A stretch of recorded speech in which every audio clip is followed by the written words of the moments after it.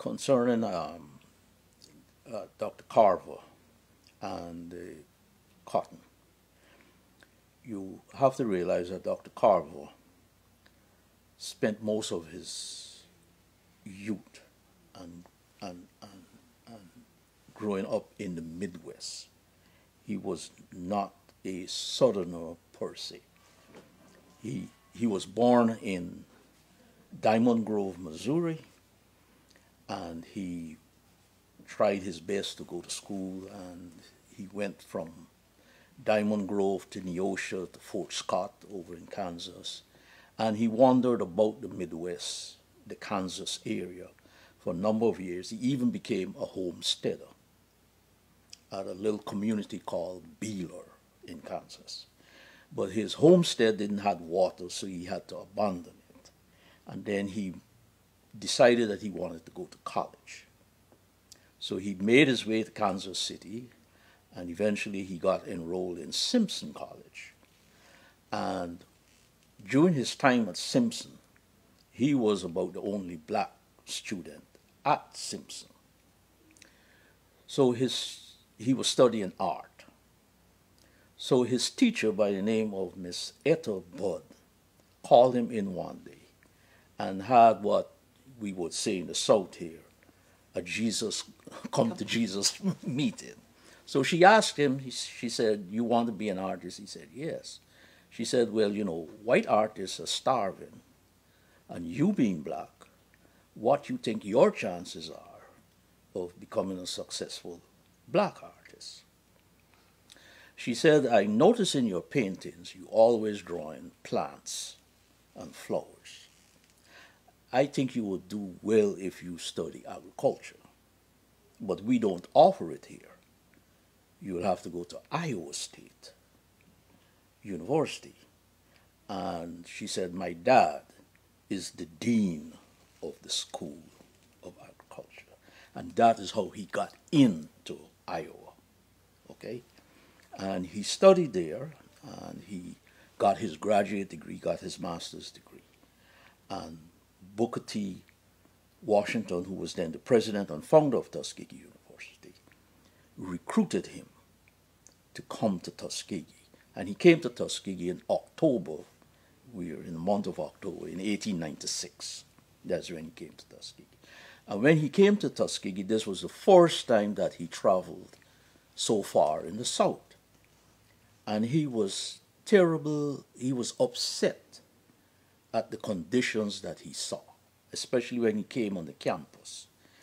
There was no landscaping, there were no trees, there were no fine lawns, and this was all, he was accustomed to all of this at Iowa.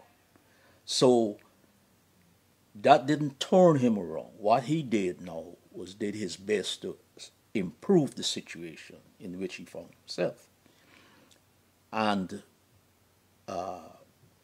President Booker T. Washington at that time was also trying his best to establish Tuskegee University as a center.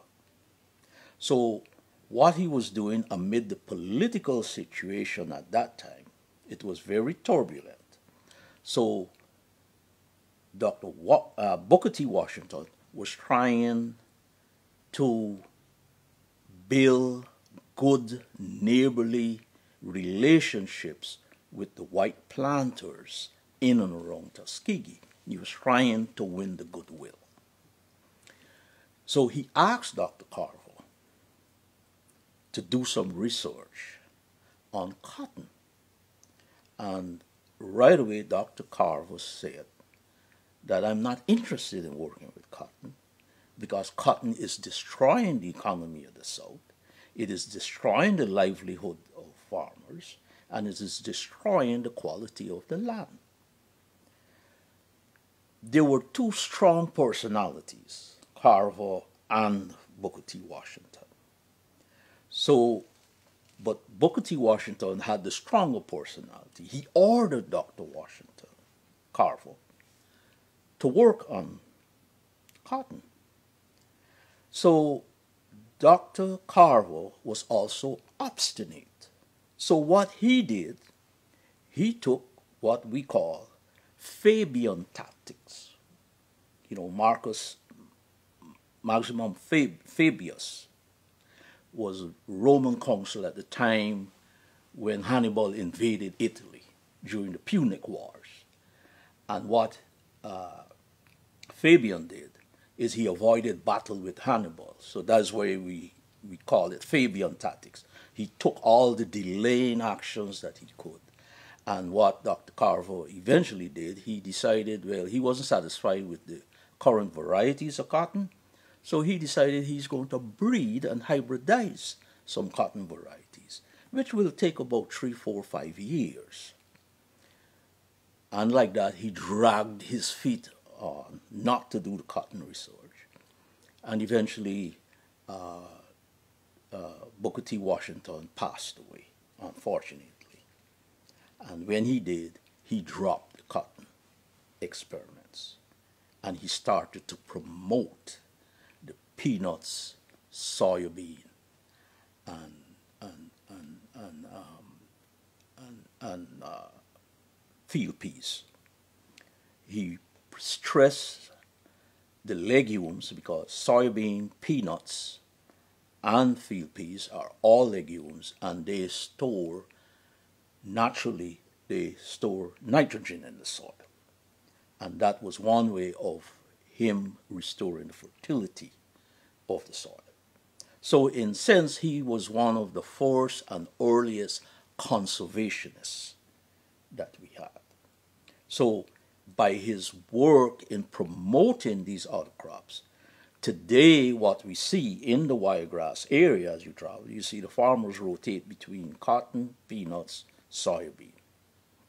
And he had established that since the turn of the last century.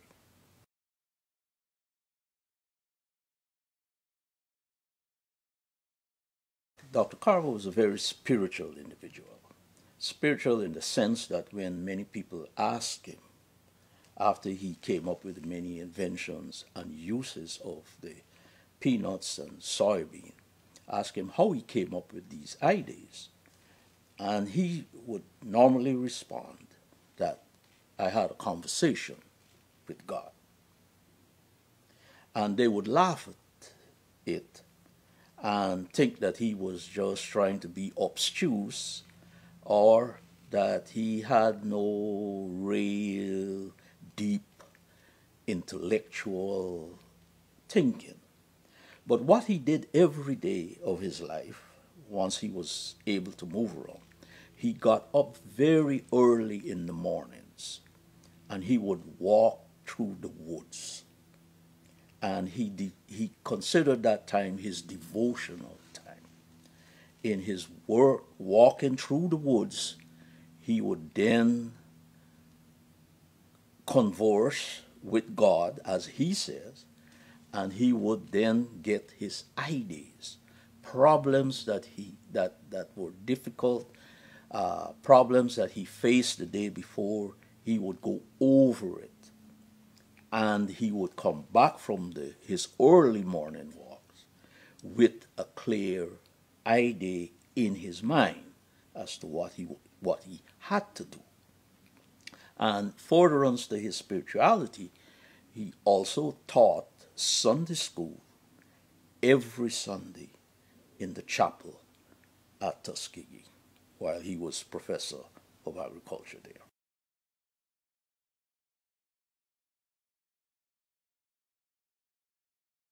Concerning Dr. Carver's interest in developing products for the peanuts, it started his crusade about diversifying.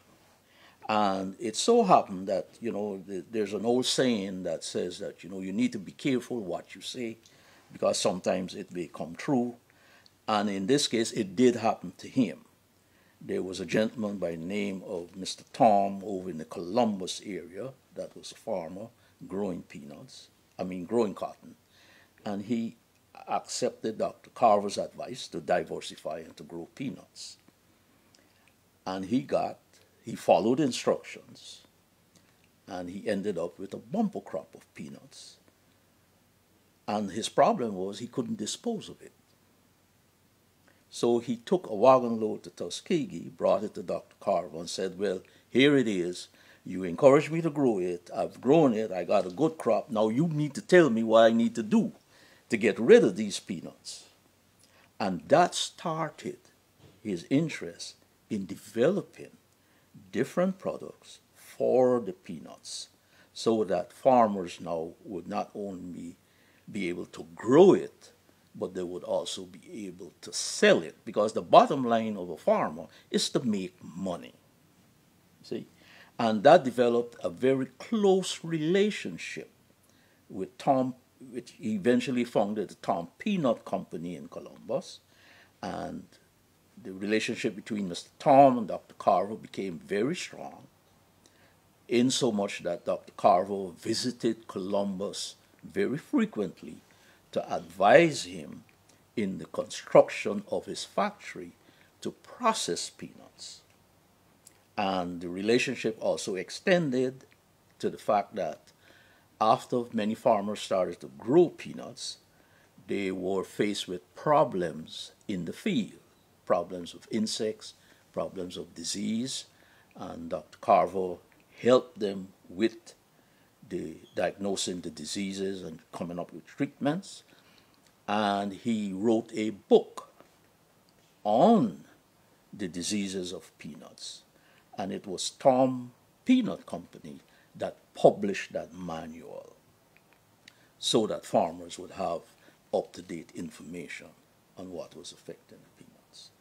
And his work did not end there. He was also invited to Congress to, at that time, the growers formed an association and was appealing to the government to gain protection for the young peanut industry in the Southeast. So they needed witnesses to testify before the House Agricultural Committee as to why the politicians in Washington should grant these protective preferences to American-grown peanuts. And Dr. Washington was invited to go there, and he went, kicking and screaming, but he went, and he took his little bag, and witnesses are usually limited to a period of time when they can speak to the committee. But he got there, and he so enthralled the members of the committee with all the different products he kept pulling out of his bag that the time lapsed into a whole hour. And everybody was not only informed educationally, but they were also entertained, because he was a sort of a comedian too. And needless to say, that they recommended, the committee recommended, and the House passed the Protective Act that we just recently rescinded. But that act was what helped the industry to get on its feet and to be what it is today in the South.